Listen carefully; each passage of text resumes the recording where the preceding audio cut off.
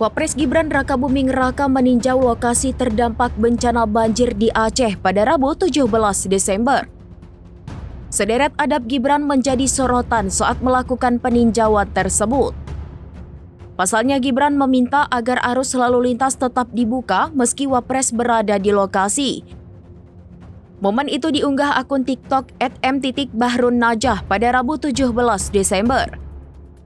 Dalam keterangannya, Gibran disebut tidak mau mengganggu aktivitas warga sekitar. Oleh sebab itu, Gibran meminta tidak ada perlakuan spesial untuknya seperti arus lalu lintas yang ditutup. Wapres Gibran juga meninjau lokasi terdampak banjir di Pidi Jaya, Aceh. Tak sendirian, Gibran ditemani oleh tokoh masyarakat setempat.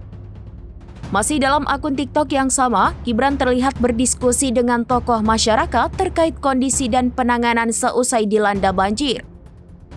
Sementara terlihat adab Gibran berpamitan dan izin kepada tokoh masyarakat untuk melakukan peninjauan ke lokasi lain. Wapres langsung membungkukkan badan dan bersalaman sebelum meninggalkan Pidi Jaya. Dalam kunjungan tersebut, Gibran menggunakan kemeja biru dan sepatu.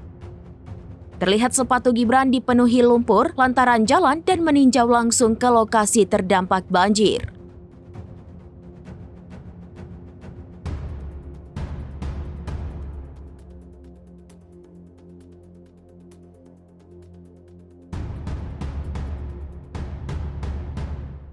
Download Tribun X sekarang, menghadirkan lokal menjadi Indonesia.